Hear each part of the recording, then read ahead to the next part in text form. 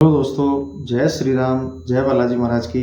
आपका मेरे YouTube channel Hanumant कृपा 0005 में स्वागत है।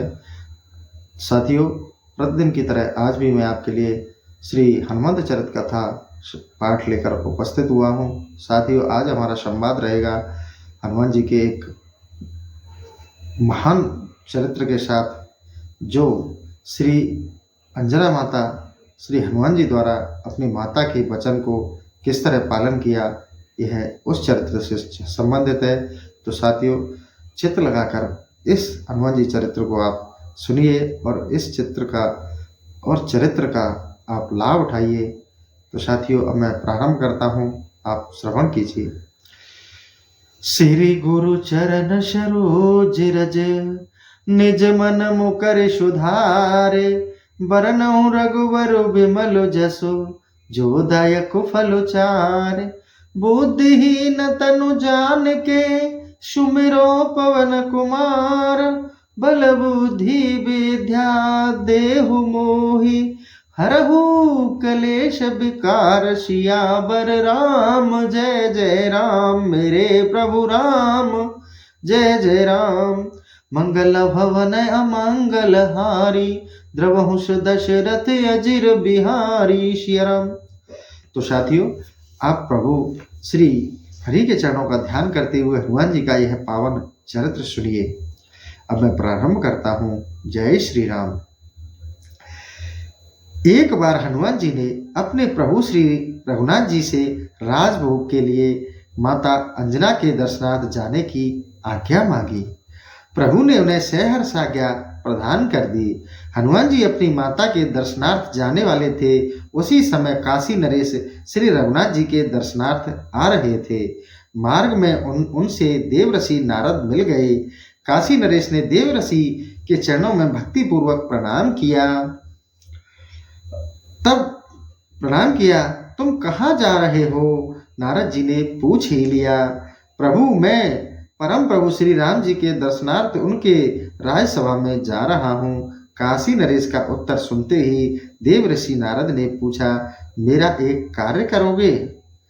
धरती पर ऐसा कौन पुरुष है जो आपकी आज्ञा पालन के लिए तुरंत न दौड़े? नरेश ने तुरंत कहा, आप आज्ञा प्रदान करें। कुछ मुस्कुराते हुए नारद जी ने नरेश से कहा, तुम राजसभा में भगवान श्री रामचंद्र जी के चरण कमलों में श्रद्धा भक्ति पूर्वक प्रणाम तो अवश्य करना, किंतु उन्हीं के समीप सिंहासन पर बैठे वयोवृद्ध तपस्वी विश्वामित्र जी की उपेक्षा कर देना, उन्हें प्रणाम मत करना। ऐसा क्यों भगवान? नरेश ने प्रश्न किया। तब नारद जी ने उत्तर दिया, इस क्यों का उत्तर पीछे मिल जाएगा। नारायण हरि नारद जी चले गए और काशी नरेश श्री राघवेंद्र की सभा में पहुंचे। उन्होंने देवऋषि के आदेशानुसार श्री रघुनाथ जी के चरणों में अत्यंत श्रद्धा भक्ति पूर्वक प्रणाम किया, किंतु महर्षि विश्वामित्र की सर्वथा अपेक्षा करके बैठ गए। काशी नरेश की उपेक्षा से महर्षि विश्वामित्र के हृदय में चोट पहुंची, किंतु वे राजसभा में चुपचाप रहे। पीछे उन्होंने सीतापति श्री राम से कहा, श्री राम, तुम मर्यादा पुरुषोत्तम कहलाते हो, इसलिए तुम्हारी राजसभा में तुम्हारे उपस्थित रहते मर्यादा की अवहेलना उचित नहीं। मेरे रहते कब और कहां मर्यादा का उल्लंघन हुआ प्रभु? आश्चर्य के साथ प्रभु ने पूछा। आप कृपा पूर्वक बतलाने का कष्ट करें। आज की राजसभा में काशी नरेश ने तुम्हारे चरणों में तो प्रणाम किया, किंतु उसने मेरी सर्वथा अपेक्षा की। विश्वामित्र जैसे अशांत हो गए थे, यह कदापि उचित नहीं था। मेरी राजसभा में और मेरे ही सम्मुख आपकी उपेक्षा, यह तो मेरा भयानक तिरस्कार है। मर्यादा पुरुषोत्तम राम अवध नरेश की प्रकृति वक्र को हो गई प्रतिज्ञा कि उन्होंने आपके समक्ष में अपने 3 तीक्ष्णतम सर पृथक रख दे रहा हूं। इन 3 सरों में आज संध्या तक काशीराज मारा जाएगा। इन तीनों सरों से आज संध्या तक काशीराज मारा जाएगा। परम पराक्रमी सत्यव्रती रावणार की यह प्रतिज्ञा वायु वेग से सर्वत्र फैल गई। काशी नरेश ने सुना तो उनका कंठ शुष्क हो गया। जीवन में सर्वथा निराश हो वे दौड़े देवऋषि के समीप पहुंचे और चरणों में गिरकर गिड़गिड़ाते हुए बोले, भगवान सत्य प्रतिज्ञ श्री राम ने आज संध्या काल तक मुझे मार डालने की प्रतिज्ञा की है। प्रतिज्ञा तो मैंने भी सुनी है। देवऋषि नारद ने तटस्थ की भांति उत्तर दिया और श्री राम की प्रतिज्ञा सर्व विदित है कि रघुकुल में प्रतिज्ञा पूर्ति के लिए प्राण तक होम देने की में आपत्ति नहीं होती। प्रभु मैंने तो आपके आदेश का पालन किया था। काशीराज रो पड़े। जैसे भी हो आप मेरा प्राण बचाइए, चिंता की बात नहीं। श्री नारद जी ने काशी नरेश को समझाया, मृत्यु तो निश्चित होती है, वह किसी प्रकार टलती नहीं। यदि भगवान श्री राम के सर से प्राण पखेरु उड़ जाए तो निश्चय ही जीवन सफल हो जाए। किंतु तुम एक काम करो। नारद जी ने काशी नरेश से धीरे धीरे कहा, तुम हनुमान जी की माता अंजना के समीप जाकर उनके चरण पकड़ लो। जब वे चरण छुड़ाने लगे तब तुम अपनी रक्षा के लिए वचन ले लेना। जब तक वे 3 बार तुम्हारी रक्षा के वचन न दे दें तब तक तुम उनके चरण पकड़े रहना। बस तुम्हारा काम बन जाएगा। परम पावन देव ऋषि के चरणों में प्रणाम करने की भी काशी नरेश की सुधि न रही। वे भागे सीधे माता अंजना के यहाँ। माता अंजना बैठी हुई भगवान का जप कर रही थी। रोते कलपते काशीराज माता के चरणों में जाकर गिर पड़े। उनके चरणों को पकड़कर उन्होंने कहा, माँ मेरी रक्षा करो। आज सायंकाल तक एक समर्थ व्यक्ति मुझे मार डालने का संकल्प लिया है। तुम्हारे अतिरिक्त मेरा प्राण और कोई नहीं बचा सकता। रक्षा करो माँ, रक्षा करो। किसने और क्यों तुझे आज संध्या के पूर्व ही मार डालने का प्रण लिया है? माता ने प्रश्न किया तो काशीराज और भी उच्च स्वर में क्रंदन करने लगे। बोले, माँ तुम मेरी रक्षा का वचन दे दो, अन्यथा मैं अभी तुम्हारे चरणों में ही प्राण त्याग दूंगा। मेरे रहते तेरा कोई बाल विवाह का नहीं कर सकेगा। वात्सल्यमयी सल जननी ने कह दिया, मैं तेरे प्राण रक्षा का वचन देती हूँ। फूट फूट कर रोते हुए नरेश ने अधीर होकर पुनः प्रार्थना की, माँ मुझे संतोष नहीं हो रहा। मेरे विश्वास के लिए तुम यही बात 3 बार कह दो। मैं तेरी प्राण रक्षा का वचन देती हूँ। सर्वदा सरल दयामयी जननी ने 3 बार कहते हुए पूछा, अच्छा अब तो बताओ दो मारने की किसने प्रतिज्ञा की है? भगवान श्री राम ने, नरेश ने उत्तर दिया। उन्होंने आज संध्या काल तक मेरे वध की प्रतिज्ञा की है और इसके लिए उन्होंने अपने 3 तीक्ष्ण बाण भी निकालकर अलग रख लिए हैं। रघुनंदन की प्रतिज्ञा कैसे अन्यथा हो सकती है? माता अंजना चिंतित हो गई। बोली, पर मैंने तुझे वचन दिया है, अतः प्रयत्न तो करूंगी ही। उसी समय हनुमान जी वहां पहुंचकर माता का चरण स्पर्श किया। आशीर्वाद देती हुई माता ने कहा, बेटा तुम ठीक समय पर आए। अभी अभी मैं एक आवश्यक कार्य से चिंतित होकर तुम्हारा स्मरण ही कर रही थी। वह कार्य हो जाए तो मेरा मन हल्का हो जाए। आज्ञा दीजिए माताजी। हनुमान जी ने कहा, आपका कार्य करने के लिए तो मैं प्रतिक्षण प्रस्तुत हूँ, पर काम तो कठिन है बेटा, इस कारण मैं चिंतित हो गई हूँ। माता अंजना के वचन सुनकर हनुमान जी ने उन्हें आश्वस्त करने के लिए कहा, आपकी कृपा से आपका पुत्र विद्या बुद्धि बल पौरस और पराक्रम से ही संपन्न नहीं, उस पर निखिल भुवनपति श्री रघुनाथ जी की अपार करुणा की दृष्टि भी निरंतर हो रही है। आप आज्ञा प्रदान करें माता। यह सब कुछ मैं जानती हूँ मेरे लाल, किंतु काम अत्यंत कठिन है, इसलिए कहने में झिझक रही हूँ। माता ने कहा, किंतु उसकी चिंता भी मुझे सता रही है। माताजी आपके पवित्रतम चरणों के सम्मुख में एक बार नहीं 3 बार प्रतिज्ञा करता हूँ कि आपकी आज्ञा मिलने पर काम चाहे जितना कठिन होगा मैं उसे अवश्य पूर्ण कर आपकी चिंता दूर कर दूंगा।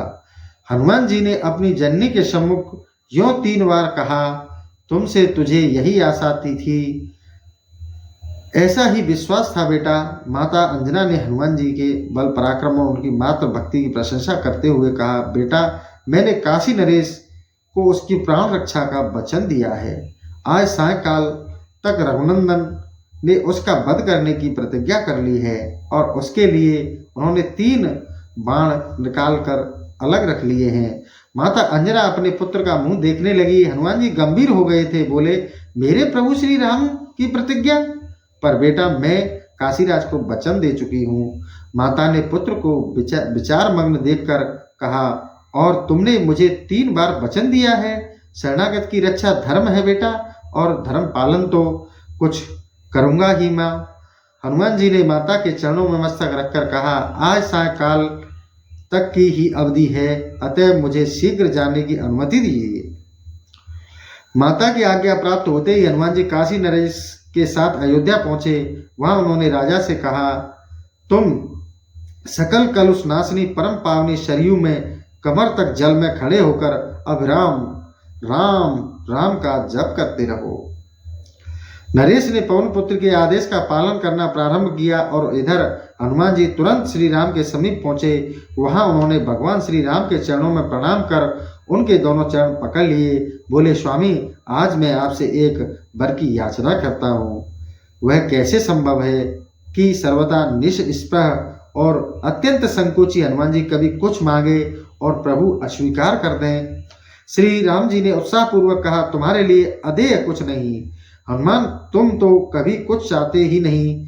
मैं सदा चाहता हूं कि तुम मुझसे कुछ चाहो, कुछ मांगो, पर मेरी इस इच्छा की पूर्ति तुमसे नहीं हो पाती। बोलो, तुम क्या चाहते हो? प्रसन्न होकर हनुमान जी प्रभु का चरण सहलाते हुए कहा, करुणा में स्वामी, मैं चाहता हूं कि आपके अमित महिमामय नाम का जप करने वाले की सदा रक्षा किया करूं और मेरी उपस्थिति में आपके नाम जप कर कभी कहीं कोई किसी प्रकार प्रहार न करे। यदि दुर्भाग्यवश निखिल सृष्टि का सर्वसमर्थ स्वामी भी प्रहार कर बैठे तो उनका भी प्रहार व्यर्थ सिद्ध हो जाए। साथियों, जो ये संवाद है मैं आपको पुनः रिपीट करके सुना रहा हूँ, इसको आप ध्यान से सुनना। यह बहुत ही हनुमान जी का एक प्रभु श्री राम जी से मांगा हुआ एक वरदान है। मेरे अंदर से प्रेरणा हुई कि मैं आपको दोबारा सुनाऊं, तो ये 4 लाइन मैं आपको दोबारा सुना रहा हूँ। चित्त लगाकर इसको सुनिए। प्रसन्न होकर हनुमान जी ने प्रभु का चरण सहलाते कहा, करुणा में स्वामी, मैं चाहता हूं कि आपके अमित महिमा में नाम का जप करने वाले की सदा रक्षा किया करूं। जो श्री राम जी का नाम लेगा मैं उसकी सदैव रक्षा करूं, ऐसा हनुमान जी ने वर मांगा। और मेरी उपस्थिति में आपके नाम जप कर कभी भी कहीं कोई किसी प्रकार का प्रहार ना करे। यदि दुर्भाग्यवश निखिल सृष्टि का सर्व समर्थ स्वामी भी प्रहार कर बैठे तो उसका भी प्रहार व्यर्थ सिद्ध हो जाए। दयामूर्ति भक्त वत्सल श्री राम जी ने तुरंत आशीर्वाद दिया, तुम नाम जापक की रक्षा करने में सर्वत्र सदा और समर्थ होगे और तुम्हारी उपस्थिति में नाम जप कर किया गया अमोघ प्रहार भी व्यर्थ सिद्ध होगा। जय श्री राम। हनुमान जी ने प्रभु चरणों पर मस्तक रख दिया और फिर तुरंत सरयू तट पर पहुंचे। वहां वे गदा तानकर अत्यंत सावधानी से खड़े हो गए और काशी नरेश से बोले, तुम बिना रुके निरंतर राम राम रटते रहो। स्थिति विचित्र हो गई। एक और सर्वाधार स्वामी श्री राम जी सायकाल का तक नरेश के वध की प्रतिज्ञा और दूसरी अनन्य भक्त हनुमान जी उनकी रक्षा के लिए परकर वध हो जाना। राजा सरयू जल में खड़े खड़े प्राण भय से अनवरत रूप से राम नाम का जप कर रहे थे। वर प्राप्त हनुमान जी उनकी रक्षा के लिए गदा ताने खड़े थे। बात विद्युत गति से फैल गई। अयोध्यावासी समस्त बाल वृद्ध युवा नर नारी कौतूहल सरयू के पुलन पर पहुंचे। प्रभु सेवक की प्रतिज्ञा पालन दृश्य देखने के लिए वहां विशाल जन समुदाय एकत्रित हो गया। सायकाल हो चला। यह समाचार सत्यव्रती रघुनाथ जी को भी मिला। भगवान श्री राम कुपित हो गए। उन्होंने अपने प्रण का पालन करने के लिए पृथक रखे गए 3 सरों में एक सर उठाया और उसे अपने विशाल धनुष पर रखकर प्रत्यंचा कान तक खींची और सर छोड़ दिया। सर अत्यंत शीघ्रता से नरेश के समीप पहुंचा, किंतु उन्हें राम नाम का जप करते देखकर वह उनका मस्तक छिन्न नहीं कर सका। वह नरेश के चुप होने की प्रतीक्षा करता रहा, किंतु हनुमान जी के द्वारा दीक्षित नरेश प्राण भय से अविराम पूरी शक्ति लगाकर राम राम किए जा रहे थे। निराश हो बाण प्रभु के समीप लौट आया। उसने निवेदन किया, प्रभु नाम जबकि सर्वत्र रक्षा के लिए आपने मारुति को वर प्रदान किया है और उस पर सभी प्रहार व्यर्थ सिद्ध होने की आपकी वाणी है। वह राजा निरंतर आपके नाम का जप कर रहा है और बजरंग बली हनुमान गदा ताने उसकी रक्षा में सनद्ध हैं। इस कारण में विवश होकर लौट आया। भुवन पावन लीला बपू श्री राम का क्रोध बढ़ा। उन्होंने दूसरा सर धनुष पर चढ़ाकर छोड़ा और वायु वेग से चला और काशी नरेश प्राण हरण करने के लिए उनके समीप जा पहुंचा। किंतु अब तो राजा हनुमान जी के आदेश अनुसार सीता सहित नाम सीताराम जप कर रहे थे। दूसरे सर को भी नरेश के कंठ का स्पर्श करने का अवसर प्राप्त नहीं हुआ। विवशतः वह भी प्रभु के समीप वापस लौट गया। उसने भी राजा के सीताराम रटने और गदाधर हनुमान जी के द्वारा उनकी रक्षा का वृतांत जा सुनाया। मैं स्वयं सरयू तट पर चलकर उस दृष्ट नरेश और हनुमान जी को भी मार डालता हूँ। सत्य प्रत्यज्ञ भगवान श्री राम अत्यंत क्रुद्ध हो गए। उन्होंने अपना विशाल धनुष और तीक्ष्ण बाण लिया और सरयू तट की ओर तीव्र गति से चल पड़े। उधर हनुमान जी ने सोचा, प्रभु अपने मंगल में नाम की विरध रखते हैं, भक्तों के लिए वे अपना सर्वस्व त्याग देते हैं, भक्त उन्हें प्राण प्रिय हैं। अतएव उन्होंने राजा से कहा, अब तुम भगवती सीता और प्रभु के नाम के साथ मेरे नाम का भी जप करना प्रारंभ कर दो। राजा जय सिया राम जय हनुमान का जाप करने लगे। अत्यधिक देर से जोर जोर से नाम जप करते करते नरेश थक गए और उनकी वाणी लड़खड़ाने लगी थी। वे तो मृत्यु के भय से अत्यंत साहस पूर्वक जैसे तैसे नाम जप चला रहे थे, किंतु मात्र भक्त हनुमान जी भी अपने एक अंश में काशीराज के कंठ में प्रविष्ट होकर जय सिया राम जय हनुमान का अनवर्त जप करने लगे। क्रोधारुण श्री राम को सरसंधान किए आते देखकर वशिष्ठ जी व्याकुल हो गए। उन्होंने सोचा, भगवान श्री राम की प्रतिज्ञा अन्यथा नहीं हो सकती और कहीं उन्होंने नरेश के साथ हनुमान जी को भी मार डाला तो महान अनर्थ हो जाएगा। तब हनुमान जी के समीप पहुंचकर वशिष्ठ जी ने उन्हें समझाने का प्रयत्न किया। पवन कुमार श्री रघुनाथ जी तुम्हारे सर्वस्व हैं, उनकी प्रतिज्ञा पूरी हो जाने दो। दिनांत समीप होने के कारण उनका क्रोध बढ़ता जा रहा है। राजा तो उन श्री राम के पावन स्पर्श से ही जन्म जरा मरण से सदा के लिए मुक्त हो जाएगा। एक राजा के लिए अपने स्वामी के सम्मुख तनकर खड़ा हो जाना तुम्हारे जैसे सेवक के लिए कथमपि उचित नहीं। गुरुदेव, मैं त्रिकाल में भी अपने सर्वसमर्थ प्रभु के समीप तनकर खड़ा होने की कल्पना भी नहीं कर सकता। हनुमान जी ने अत्यंत विनयपूर्वक उत्तर दिया, मैं तो अपने प्रभु के नाम और उनके वरदान की रक्षा के निमित्त प्राण आहुति देने के लिए प्रस्तुत हो गया हूँ। मेरा इसमें अधिक सौभाग्य और क्या होगा कि मैं अपने प्राण अधिक प्रभु श्री राम के नाम और उनके वरदान की रक्षा के मैं उनके ही कर कमलों से छोड़े गए उन्हीं के शराघातों से शरीर त्याग कर उन्हीं में विलीन हो जाऊंगा। इन ज्ञान मूर्ति को विचलित करना संभव नहीं। वशिष्ठ जी ने देखा कि रघुनंदन सरयू तट पर पहुंचना ही चाहते हैं। महर्षि विश्वामित्र भी वहां उपस्थित होकर भगवान और भक्त की यह लीला देखकर चिंतित हो रहे थे। तब वशिष्ठ जी ने काशीराज से कहा, नरेश, तुम शीघ्र ही महर्षि विश्वामित्र के चरण पकड़ लो, जो सहज दयालु हैं।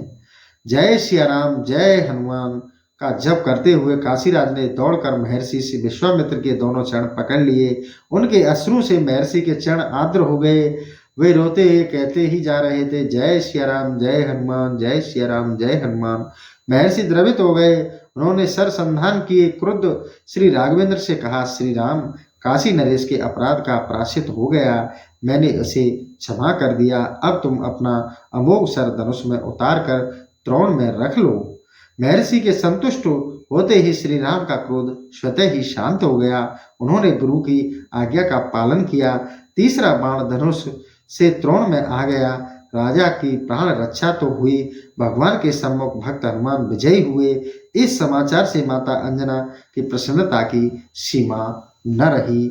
ऐसा हमारे वीर महाबली हनुमान जी महाराज का बुद्धिमत्ता का परिचय और अपने माँ के वचन की रक्षा और शरणागत आए हुए की रक्षा किस तरह से बुद्धिमानी से, बुद्धिमता से और अपने प्रभु के वरदान को पाकर आज तक हम सभी भक्तों को भी कृतार्थ कर रहे हैं। तो ऐसा यह हमारे वीर महाबली हनुमान जी महाराज का चरित्र है। तो साथियों, ऐसे प्रतिदिन आपको हनुमान जी के चरित्र में सुनाने के लिए हनुमान चरित्र कथा संवाद लेकर आता हूँ। तो साथियों, आपका भी कल्याण हो, मेरा भी कल्याण हो। तो साथियों, इस हनुमान जी के चरित्र को आप प्रतिदिन जरूर श्रवण किया करें।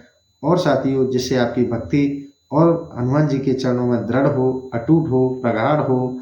तो साथियों, अपना सेशन आज का मैं यही समाप्त करता हूँ और आशा करता हूँ कि आप कमेंट में जय श्री राम, जय बालाजी महाराज अवश्य लिखेंगे। इसी के साथ जय श्री राम, जय बालाजी महाराज की।